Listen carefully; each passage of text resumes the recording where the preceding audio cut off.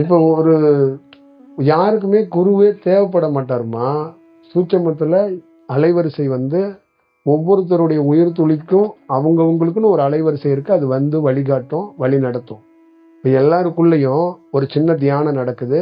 ஒரு குரு வந்து எனி டைமும் உங்களை வழி நடத்திக்கிட்டு தான் இருக்கிறாரு. மாணிக்க வாசகர் கோயிலில் உட்காந்து 3 மணி நேரம் வழி நடத்துறது பேர் வழி இல்லை. 24 மணி நேரமும் வழி கடத்திக்கிட்டே இருக்கணும். அது பேர் தான் குரு. புரியுதுங்களா? அப்போ போகருங்கிறவர் எப்பயாவது வந்தாருன்னா அவர் பேர் போகர் கிடையாது. அவருக்கு வேற ஏதாவது பேர் வைக்கணும். எப்பயுமே ஒருத்தர் வந்து தியானத்துக்குள்ளேயோ ஏதோ நினைக்கும் போது ஒரு குரு வருவார். அதான் காற்று. அப்ப என்ன சொல்றாங்கன்னா, காற்றாக நானே உனக்குள் இருக்கிறேன், நீ ஏன் என்ன பார்க்கலையாங்குவாங்க. அவ்வளவுதான் விஷயம். அப்ப நீ ஜீவனாக இருக்கக்கூடிய உன் ஜீவனுக்குள்ள நானும் கலக்கிறேன், என்ன பார்க்கலையா அப்படிங்கறதா இதோடைய வடிவம். அதை நீங்க பார்த்துக்கணும். புரியுதுங்களா?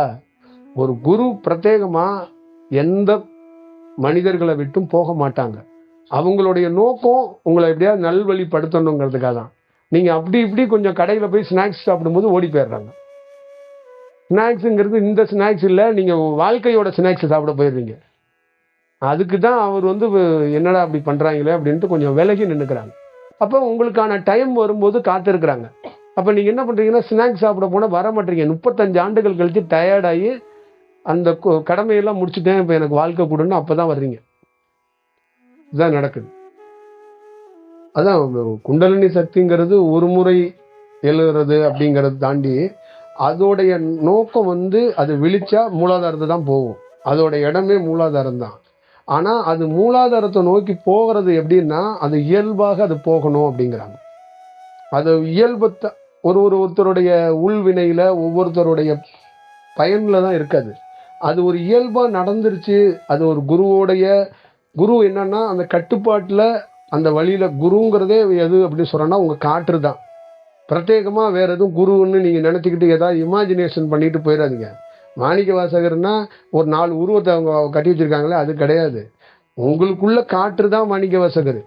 அப்போ உங்களுக்குள்ள ஒரு வடிவமா ஒரு சுவாசமா அந்த சுவாசத்தோட தன்மையில தான் அந்த நரம்பு மண்டலங்கள் விழித்து குண்டலினி சக்தியாக ஒரு செயல் கீழே இருந்து மேலே போறது. அந்த காற்று வந்து ஒரு விமானத்தை எப்படி இயக்குறாரோ அந்த மாதிரி அந்த காற்று அந்த குண்டலினி சக்தியை இயக்கும். அது கரெக்டா எடுத்துட்டு போய் மேல ஒரு வடிவத்துல பண்ணும்போது அது இயல்பா இருக்கும். எப்பவுமே நல்லா ஞாபகம் வச்சுக்கோங்க, ஒரு பாம்பும் ஒரு பாம்பாட்டி. ஒரு பாம்பு குண்டலினி, ஒரு பாம்பாட்டி காற்று. இப்ப 2 பேரும் கரெக்டா இருந்தாங்கன்னா கோஆர்டினேஷன்ல 2 பேரும் பிரமாதமா வேலை நடக்கும். அதனாலதான் ஒரு நாகம் உலகத்துல யாருக்குமே ரெஸ்பான்ஸ் பண்ணாதுங்க. ஒரு பாம்பு ரெஸ்பான்ஸ் பண்ற ஒரே ஆளு மகுடிக்கு மட்டும்தான் ரெஸ்பான்ஸ் பண்ணும். அந்த மகுடியிலேயே பல விதமா இருக்கு, வாசிக்கிறது இருக்கு. அப்ப அந்த மகுடியோடைய வாசிப்புக்கு ஏற்ற மாதிரி அதோடைய உடலுடைய நளினமும் ஆடும், அதோடைய போக்கும் இருக்கும், அதோடைய பயணமும் இருக்கும், அதோடைய சீற்றமும் இருக்கும். அப்ப அதே மாதிரி ஒரு வெப்பசலனம் பிரபஞ்சத்திலிருந்து மயிலுக்கு கிடைக்குங்கிறாங்க. அப்ப மயில் தன்னுடைய மறந்து அந்த ரெக்கையை விரித்து ஆடுறதுக்கு அதுக்கு அதே மாதிரி ஒரு மகுடி மாதிரி ஒரு இசை வந்து கேட்கும் போது அது தன்னை மெய் சிலுத்து போய், நீங்க பேசிக்கிட்டு இருக்கும்போது அப்படியே முடியெல்லாம் இழுக்குது, மெய் சிலுக்குதுன்னு சொல்றீங்கல்ல, அந்த மாதிரி உடல் முழுக்க சிலுக்கும் போது மயில் தோகையை விரித்து அது ஆடும். அப்ப அந்த மயில் தோகையை விரிக்கும் போதெல்லாம் அது குண்டலினி சக்தியாக மாறுதுன்னு அர்த்தம். புரியுதுங்களா? அதான் உடம்பு வந்து சேக்காகிறதுக்கு முக்கியமான காரணம், உடம்பு சேக்காகல, உள்ள உயிர் சேக்காகுது. உயிர் சேக்கானா உடம்பு சேக்காகும். அப்ப உயிர் வந்து எனக்கு ரொம்ப வேண்டிய உயிரா இருக்கு, அதனால என் பேச்ச கேட்குது. அது உங்க உடல் வந்து என் பேச்ச கேட்க மாட்டேது, அது கிழக்க போயிட்டு இருக்கு. அவ்வளவுதான் விஷயம். ஏன்னா உங்க உயிர் சாம்பார் சாதத்துலயும் தயிர் சாதத்துலயும் வளர்ந்தது. உயிர் வந்து அதுல வளரல, பிரபஞ்சத்தோட காற்றுல வளர்ந்தது. அப்ப நீங்க என்ன பண்றீங்கன்னா, சாம்பார் சாதமும் தயிர் சாதமும் முக்கியம்னு உங்க உடலை தூக்கிட்டு ஓடி போயிடுறீங்க. அந்த உயிர் வந்து அழுவுது, படுபாவி அங்க போய் என்னை போய் அவர்கிட்ட காட்டிட்டு வா, என்னை போய் அவர்கிட்ட காட்டிட்டு வா அப்படின்னா பல பேருங்க இந்த குழந்தைய காட்டுவாங்கல்ல, இந்த மாதிரி அங்க ஒருத்தர் உட்காந்துருக்கிறாரு, அந்த மாதிரி உள்ள இருக்கிற உயிர் அப்பதான் சந்தோஷப்படும். இந்த திருவிழா எல்லாம் காட்டுவாங்களா, அந்த மாதிரி கடை இருக்கு அப்படின்னு, அந்த மாதிரி உங்க உடலுக்குள்ள இருக்கிற உயிருக்கு இந்த வந்துட்டேன் வந்துட்டேன் வந்துட்டேன் அப்படிங்கிற ஒரு விஷயம். அப்ப வீட்டுல இருக்கவங்களாம் தெரியாது, என்னடா அவங்க இப்படி ஓடுறாங்க ஒடியாடுறாங்க, என்னதான் அவங்களுக்கு பிரச்சனை அப்படின்னு இருக்கும். அது அவங்களுக்கு தெரியாது. அது சொன்னாங்கல்ல, உனக்கு என்னைக்காவது ஒரு நாள் சாமியானதப்ப தெரியும் அதை பத்தி அப்படின்னு சொல்லுவாங்கல்ல, அந்த மாதிரி தான். அப்ப அந்த உயிர் இயல்பா மாறும்போது, அந்த குண்டலினி சக்தியும் இயல்பா மாறும்போது உங்களுக்குள்ள என்னன்னா, தினந்தோறும் குருவை நீங்க தேட வேண்டியதில்லை, குருவுக்கும் உங்களுக்கு இடைவெளி இல்லை, அங்கேயே இருப்பதை உங்களால உணர முடியும்.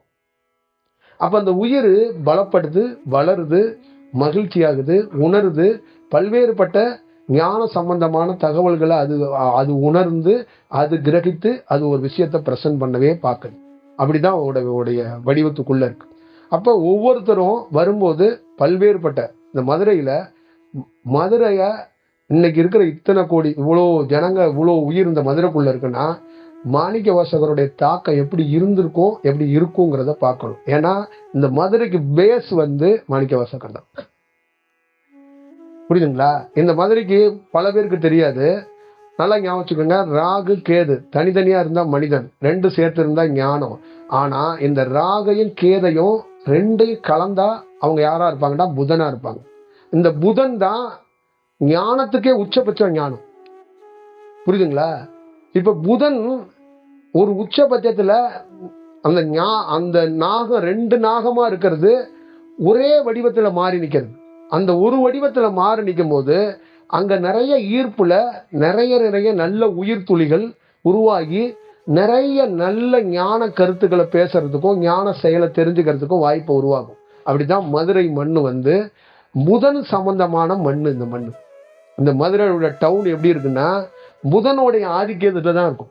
அப்ப புதன் என்பது என்னன்னா, ரெண்டு நாகம் பிரிஞ்சு இருக்கிறது இல்ல, புதன் என்பதே ஞானம், உச்சபட்ச ஞானம். மீனாட்சி சுந்தரேசருங்கிறவரு ஞானத்துக்குரியவங்க. தனியா நீங்க பார்த்தாலும் சரி, ஒன்னா பார்த்தாலும் சரி, மீனாட்சினாலும் ஞானம், சுந்தரேசர்னாலும் ஞானம். அப்ப அழகர்னாலும் ஞானம், மாணிக்க வாசகர்னாலும் ஞானம். அப்ப பெரிய புராணம், மீனாட்சி, சுந்தரேசரர், அழகர் இவங்கெல்லாம் மிகப்பெரிய இந்த தோற்றத்துக்கு முக்கியமான காரணகர்த்தா இந்த சுவாசத்துக்குள்ளேருந்து நடக்கிற அந்த உயிரோடைய அந்த தன்மையில தான் இருக்கு. அப்ப இங்க இயல்பாகவே ஒரு காலகட்டத்தில எல்லாம் ஒரு நல்ல ஞானமும் நல்ல கல்வியும் நல்ல ஒரு தன்மை மதுரையில இருந்திருக்கும். அந்த மரபணுக்கள் மாற மாற மாற மாற மாற அப்புறம் சவரசகரவங்க சப்பாத்தி போடுற கதையா அங்க மாறி போச்சு. புரியுதா? இப்ப என்ன ஆகி போச்சு, மரபணுக்கள்லாம் மாறி போய் எவன் சவரகஸ்தாக்காரன் எவன் மதுரைக்காரனே தெரியலங்க. இப்ப ரெண்டும் வெவ்வேறு வடிவத்துக்குள்ள நிக்குது. அப்ப அதே மாதிரிதான் உண்மையான உயிர் துளி தன்னை யாருன்னு உணர முடியாம ஸ்டக்கப் ஆகி அது அந்த கோயில் சாத்தும் போது போய் ஒரு உயிர் பார்க்க போகுது மீனாட்சிய, கோயில் திறக்கும் போது ஒரு உயிர் பார்க்க போகுது, கோயிலுக்கு மத்தியான நேரத்துக்குள்ள கோயில் சாத்தியிருக்கும் போது அந்த வாசல்ல ஒண்ணு உட்கார்ந்து இருக்கு. இப்ப எல்லாமே ஒரு மாதிரி மதி மழுங்கி என்ன செய்யறோம்னே தெரியாம ஆனா ஒண்ணு தேடிக்கிட்டே கிடக்குங்க. இதுதான் இப்படிதான் இருக்கு இன்னைக்கு. புரியுதுங்களா? இப்ப நிறைய உயிர்களுக்கு என்ன ஆகி போச்சுன்னா, மீனாட்சியையோ சுந்தரேசரையோ கோயிலுக்கு போறதையோ ஒரு சுகமா நினைக்குதுங்க. தயிர் சாதம் ரொம்ப நல்லா இருக்கு, லெமன் சாதம் ரொம்ப நல்லா இருக்கு, அதே மாதிரி பண்ணுன்னு சொல்லுவாங்கல்ல, அந்த மாதிரி கோயிலுக்கு போயிட்டு வந்தா நல்லா இருக்கு. அந்த நல்லா இருக்குங்கிற தாண்டி அந்த உயிர் வளர்ந்தா வேற ஒரு வடிவத்துக்குள்ள நீங்க மாறிடுங்க. அப்ப நீங்க என்னவா மாறுவீங்கன்னா ஒரு இறை சக்தியாகவே நீங்க மாறுவீங்கன்னா அர்த்தம். இறை சக்தியாவே மாறுவீங்க. இது நிதர்சனமானது. உயிர் வளர வளர, உயிர் பலப்பட ஒருத்தனுடைய மொத்த வடிவமே மாறிடும், அவருடைய டோட்டல் விஷயமே மாறிடும். அப்ப அந்த உயிர் ஒரு பிரகாசத்துக்குரிய வடிவத்துல பல்வேறுபட்ட காற்றுகளை அது வெளிப்படுத்துங்கிறாங்க. இதுதான் இதோட விஷயம். இதுதான் உங்ககிட்ட நம்ம சொல்லணும்னு நினைக்கிறது. அப்ப குண்டலினி சக்தியோ நமக்கு காட்டுற நிறைய விஷயங்களையோ உங்களுக்கு எதை மாதிரி போதிச்சிருக்கிறாங்க, எந்த மாதிரி மைண்ட்ல செட் பண்ணிருக்கீங்கன்னா, இந்த மாதிரி சக்தி தியானத்துல கடவுள் அடைஞ்சிடலாம், நம்ம ஞானத்தை அடைஞ்சிடலாம்னு நினைச்சுக்கிறீங்க. உள்ளுக்குள்ள பல நாள் பல பணிகள் நடந்து ஒரு நாள் உங்க மரபணுக்கள் முழு தன்மைகளை மாறப்பட்டு உங்களுக்கான மெமரி தொடர்ல அந்த மெமரியில மறைக்கப்பட்டிருக்கிற ரகசியங்கள் விலகி நீங்க யாருன்னு ஒரு நாள் தெரிகிற நாள் தான் அது உண்மையான ஒரு வடிவமா இருக்கும். அப்படி அதை தெரிஞ்சுக்கணுங்கிறதுக்காக தான் இந்த குண்டலினி சக்தி, இந்த காற்றெல்லாம் விழிக்கப்பட்டு உங்களுக்கு ஒரு வாழ்க்கை கொடுக்கப்பட்டுச்சு. இதை நீங்க தொழிலா பண்ணிக்குவீங்க, சாமியாரா ஆயிருவீங்க அப்படிங்கிறதுக்காக கொடுக்கப்படலை. அதை நல்லா ஞாபகம் வச்சுக்கணும். நிறைய பேரு இந்த தியானத்தை தொழிலா மாத்திட்டாங்க, ஒரு வேலையா பண்ணிட்டாங்க. அப்ப சாமி கும்பிடுறது கூட ஒரு வேலை தான், அவங்க கடவுள் பக்திங்க, அவங்க ஒரு கோயில் வச்சிருக்கிறாங்கங்க, அவங்க ஒரு மடம் வச்சிருக்கிறாங்கங்க, அவங்களே ஒரு அன்னதான டீம் வச்சிருக்கிறாங்க. இப்படி தனியா ஒரு ஒரு குரூப் மாதிரி ஒரு தனியா ஒரு விஷயமா பிரிச்சுட்டாங்க. அப்ப தன்னை உணர்றதுக்கான ஒரு வாய்ப்பை உருவாக்குறவனை தொழில் மாதிரி ஆக்கி விட்டு போயிட்டாங்க. இப்ப நீங்க எப்படி என்ன பண்ணுவீங்க? இப்ப நீங்களாம் நான் தொழில் பண்ணவா வந்தீங்க? கடை ஏதாவது பஜார்ல கடை போடவா வந்தீங்க? தன்னை உணர்றதானே.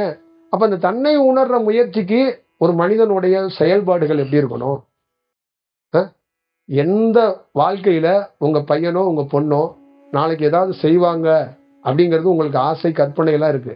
ஆனா அதை தாண்டி உங்கள் உள் உணர்வுல இந்த குழந்தைய நம்ம எந்த சூழல்லையும் வளர்த்தே காட்டணுங்கிற ஒரு லட்சியம் இருக்குல்ல, அந்த மாதிரி ஒரு உணர்வுகள் தியானம். இந்த தியானம் எனக்கான தியானம், இது வியாபாரத்துக்கான தியானம் இல்லைன்னு உங்களுக்கு என்னைக்கு உதயமாகுதோ அன்னைக்கு நீங்க ஜெயிப்பீங்க. இந்த தியானம் என் 10 நண்பர்கள்ட்ட பில்டப் பண்றதுக்கும், எனக்குள்ளேயும் ஒரு தியானம், எனக்குள்ளேயும் ஒரு குரு, எனக்குள்ளேயும் ஒரு கலரு, எனக்குள்ளேயும் ஒரு உத்தராட்சன்னு நீங்க என்னைக்கு உங்களை வெளிப்படுத்திக்கிட்டே இருக்கீங்களோ அது உங்களை உணர முடியாம போயிடும். இது மகளிர் சுய உதவி குழு கிடையாது, புரியுதுங்களா? இது ஒரு கட்சி கிடையாது, இது ஒரு அமைப்பு கிடையாது. தன்னை உணர்றதுங்கிறது ஒரு மனிதன் தான் குழந்தையோ தன்னுடைய மனைவியோ தன்னுடைய வீட்டையோ அப்படி பார்த்துக்கிறானோ அந்த மாதிரி ஒரு நாள் பிரத்யேகமா அவனை யாருன்னு உணர்வானா உணர மாட்டானா? அந்த சுவாரஸ்யம் மட்டும்தான் அவனுக்குள்ள இருந்து அவன் பயணிக்கணுமே. அதை விட்டுட்டு அவன் வேற வேற மாதிரிலாம் யோசிக்கிறாங்க, வேற வேற மாதிரிலாம் திங்க் பண்றான். இப்ப தனிப்பட்ட முறையில தன்னை உணர்ன்னு நினைக்கிறவன் குண்டலினி சக்தியை பத்தி ஏன் கேள்வி கேட்க போறான்? அப்ப குண்டலினி சக்தியை பத்தி இந்த உலகத்துல பல்வேறுபட்ட கதைகளை சொல்லி அவனை ஆசையில தூண்டி வச்சிருக்காங்களா இல்லையா? அப்ப அவனுக்கு குண்டலினி சக்தி விழுந்தா நம்மள வேற மாதிரி ஒண்ணு மாறிடுவோம். அப்ப சக்தியா மாறி நீங்க என்ன பண்ண போறீங்க? அப்படி அவங்களுக்குள்ள ஒரு இமேஜினேஷன் வந்துருச்சு இல்ல. அப்ப ஒவ்வொரு தனி மனிதனுக்கும் ஒரு இமேஜினேஷன் இருக்கு. நமக்குள்ள சித்தர் பேசுவாரு, கடவுள் பேசுவாரு, கடவுள் பேசலாம், இல்ல கடவுள் பேசுறவங்க மாதிரி நம்ம கேட்கிறோம், அவங்க வர மாதிரி இருக்கு. அப்ப எங்களை மாதிரி ஆளுங்களுக்கே என்னன்னா, இது வியாபாரமா, இது தொழிலா, இது வேலையா, இதுக்குள்ள இருந்து என்ன, இதுல இருந்து இதோட நோக்கம் என்ன? அப்ப முதல்ல உன்னுடைய உயிர் யாருன்னு தெரிஞ்சாதான், உன்னுடைய உயிரோடைய செயல் தெரிஞ்சாதான் நாம என்ன நினைக்கிறோம், நம்ம எல்லாத்துல இருந்து விடுபடுறோம். அப்ப விடுபட்டுட்டு ஆப்போசிட்ல இருக்கிறவங்கள்ட்ட சொல்றோம், இந்த மாதிரி இருக்குங்க, நீங்க தயவு செய்து இந்த மாதிரி பாருங்க, இதை கொஞ்சம் பலப்படுத்திக்கங்க, இதுல நீங்க வாங்க அப்படின்னு சொல்றோம். அப்ப நீங்க பல நாள் பல வேலை செய்யுங்க. ஆனா ஒரு நாள் உங்களை உணர்ந்துட்டீங்கன்னா உங்களுக்கான ஒரு வாய்ப்பு உருவாக்கப்படும். இதை நீங்க பாத்துக்கங்க. லைஃப்ல எத்தனையோ பேர் எத்தனையோ விஷயங்களை செஞ்சுக்கிட்டே இருக்கிறாங்க, எத்தனையோ விஷயங்களை வாழ்ந்துட்டாங்க. ஆனா வாழ்க்கையில ஒரு நாள் திடீர்னு நீங்க உங்களை தன்னை உணர்ற முயற்சியில ஒரு நாள் உங்களை உணர்ந்துட்டீங்கன்னா அந்த வாழ்க்கை நீங்க எதிர்பார்க்கவே முடியாத அரிய வகையான ஒரு ஒரு ஒரு இயல்பாகவே நீங்க யாருன்னுங்கிறது தெரியும் போது அது வேற மாதிரி இருக்குங்க, வேற மாதிரி இருக்கும். அப்ப அங்க என்ன இருக்கும் அப்படின்னா, காசு, அதிகாரம், பவர், வெள்ளிக்கிழமை, சனிக்கிழமை, 1 மணி 2 மணி எதுவுமே தேவைப்படாது, எதுவுமே தேவைப்படாது. சட்டம், அதிகாரம் எதுவும் தேவைப்படாதுங்க. லைசன்ஸ், ரேஷன் கார்டு எதுவும் தேவைப்படாது, ஒண்ணுமே தேவைப்படாது. எல்லாமே இங்க தேவைப்படுறதுக்கு மனம் இருக்கிறதுனாலதான். ஒன்னும் தேவைப்படாது, எல்லாமே இருக்கும் நம்ம கிட்ட, ஆனா யூஸ் இருக்காது, ஒன்னும் யூஸ் இருக்காது. அரிசி வாங்க போக மாட்டீங்க ரேஷன் கடைக்கு, சீரியஸா சொல்றேன். ஏன்னா பெரிய உணவு உங்களுக்கு தேவைப்படாதுங்க, பெரிய உணவு தேவைப்படாது. உங்க வீட்டு பிரிச்சர்ல, உங்க வீட்டு டைனிங் டேபிள்ல ஒரு 10 கொய்யாப்பழமும் 10 ஆப்பிள் இருக்கு பாத்தீங்களா, அதுவும் தேவைப்படாது. இதெல்லாம் இன்னைக்கு உங்களுக்கு மற்றவங்களுக்கும் உங்களையும் நீங்க ஒரு ஆசுவாசப்படுத்திக்கிறதுக்காக வச்சிருக்கீங்க. இந்த மாதிரி ஒரு நாள் நீங்க முழுமையா வளர்ந்தீங்கன்னா மற்றவங்களும் அங்க தெரிய மாட்டாங்க, நீங்களும் தெரிய மாட்டீங்க. மற்றவங்களுக்காக வாழ்றது, தனக்காக வாழ்றது, இது ரெண்டுமே இல்லாம போயிடும். உங்க உயிர் வளர்ந்தா அங்க மற்றவங்களுடைய ரோல் இருக்காது, உங்களுடைய ரோல் இல்லாம போயிடும். அப்ப உங்க வாழ்க்கை எப்படி இருக்கும்ங்கிறத மட்டும் பாருங்க. அப்ப நீங்களா தான் இருப்பீங்க. அப்ப நீங்க பிறரால கவனிக்கப்படுவீங்க, பிறரால கவனிக்கப்பட்டுக்கிட்டே இருப்பீங்க. அதான் ரொம்ப முக்கியமா இருக்கும். உங்களை நீங்க யாரையும் பார்க்க வேண்டாம், உங்களை பல பேர் பார்ப்பாங்க. ஏன்னா ஒரு உயிர் வளர்ந்தா அது அலைவரிசையா மாறும். அது வேற ஒரு வடிவமா உருவாக்கும் அப்படிங்கிறது தான் ரொம்ப முக்கியம். அதை தான் நம்ம எல்லாருக்கும் சொல்லணும்னு நினைக்கிறோம், எல்லாருக்கும் உள்ளேயும் ஒரு விஷயமா நினைக்கிறோம். அதை விட்டுட்டு நம்ம கடவுள் போதனையோ சித்தர்கள் போதனையோ இல்லை உங்களுக்கு இந்தந்த மாதிரி விஷயத்துக்குள்ள கிடைக்கும், இது மாதிரிலாம் நீங்கள் போங்க, இந்த மாதிரிலாம் வச்சுக்கோங்க அப்படின்னா அது உங்களால் உங்கள் லைஃப்பை வந்து ஒரு கிளியராக வச்சுக்கிறதுக்கான வாய்ப்புகள் இல்லாமல் போயிடும். அதை நீங்கள் பார்த்துக்கங்க. இது மேக்சிமம் உங்களுக்கு புரியுதா அப்படிங்கிறது எனக்கு தெரியாது. ஏன்னா இந்த மாதிரி தமிழ்நாட்டிலேயே இந்தியாவிலேயோ இந்த மாதிரி உரைகளை சமீப காலத்தில் யாரும் நிகழ்த்துறது கிடையாது, கொடுக்கறது கிடையாது. அவங்க எல்லாரும் உங்ககிட்ட இந்நேரம் மாணிக்க வாசகரை பற்றி மாணிக்க வாசகரே பயந்து ஓடுற அளவுக்கு ஒன்று பேசியிருப்பாங்க. அப்போ சிவனே பயப்படுற அளவுக்கு சிவனை பற்றி ஒரு வரலாறு பேசுவாங்க. சிவன் அப்பாம்பாங்க, பெரியப்பாம்பாங்க, சித்தப்பாம்பாங்க, அவர் தான் இந்த உலகத்திலே தலை சிறந்த குரும்பாங்க, கடவுளும்பாங்க. எல்லாமே ஓகேங்க, வார்த்தையாவே இருக்க. சிவன் அப்பாவான்னா அப்பான்னு நம்ம அழைக்கணும்ல. அப்ப அழைக்கிறோம், எதுலேருந்து அழைக்கிறோம்? வார்த்தையிலேருந்து அழைக்கிறோமா, உயிர்லேருந்து அழைக்கிறோமா? அப்ப உயிர்லேருந்து அழைச்சாதாங்க அது ஒரு சரியான பொருளா இருக்கும். இங்க வேலை உயிர்லேருந்து நடக்கணும், உடல்லேருந்து நடக்கக்கூடாது. உடல்லேருந்து நடக்கிறது எல்லாமே அழியக்கூடிய பொருள், உயிர்லேருந்து நடக்கிறது அழியாது. அப்ப உயிர்லேருந்து வேலை நடக்கணும், அந்த உயிர் வேலை செய்யணும். உயிர் வேலை செஞ்சா எந்த விஷயத்தையும் நீங்க வேற ஒரு வடிவத்துக்குள்ள மாறி போயிருங்க. என்னைக்கெல்லாம் உயிர் வேலை செய்தோ அப்பதான் உங்க தலையில இருக்கிற முடி கூட உயிர்னு உங்களுக்கு தெரியும். அது வரைக்கும் உங்களுக்கு தெரியாது, புரியுதுங்களா? உங்களுக்கு உங்க முடிய கூட உங்களுக்கு தெரியாம இருக்கிறது காரணம் அதுக்குள்ள உயிர் சக்தி இருக்குங்கிறது உங்களுக்கு தெரியவே தெரியாது. அந்த உயிர் வளர்ந்தா உண்மையான வடிவம் என்னன்னு தெரிஞ்சுக்கும். அப்ப நீங்க வேற ஒரு விஷயத்துக்குள்ள இருப்பீங்க. அப்ப உயிர் வள, வயிற்றை வளர்க்காத, உடலை வளர்க்காத, இப்படிதான் பெரியவங்க சொன்னாங்க, உயிரை வள. அப்ப இப்ப நீங்க எல்லாரும் குடும்பத்தை வளர்க்குறீங்க, உங்களை வளர்க்குறீங்க. அதே மாதிரி உங்க உயிரை வளர்க்கறதுக்கு ஒரு வேலை பண்ணுங்க. அந்த உயிர் உங்களை எல்லா சூழல்ல இருந்தும் காப்பாத்தி விட்டு போயிடும், உங்களை விரயமாக்காது. இல்லைன்னா ரொம்ப கடினங்க உங்க வாழ்க்கை. உங்க வாழ்க்கையில காலண்டர்ல இருக்கிற தேதியை உங்க அம்மா கழிச்சாங்க, நீங்க உங்க அம்மா இல்லை, அடுத்து உங்க அப்பா கழிச்சாங்க. உங்க அப்பாவும் இல்லை, உங்க தம்பி கழிச்சாரு, தம்பியும் இல்லை, உங்க மனைவி கழிச்சாங்க. இந்த மாதிரி ஒருத்தர் கிழிச்சது மாதிரி ஒரு நாள் நீங்க சாவீங்க, அடுத்த நாள் உங்க அம்மா சாவாங்க, அடுத்த நாள் உங்க அப்பா சாவாங்க. இப்படி சத்துக்கிட்டே இருப்பாங்க. வாளியில தண்ணி ஊற்றி கழுவி விட்டுட்டு போயிட்டே இருக்க வேண்டியதான்.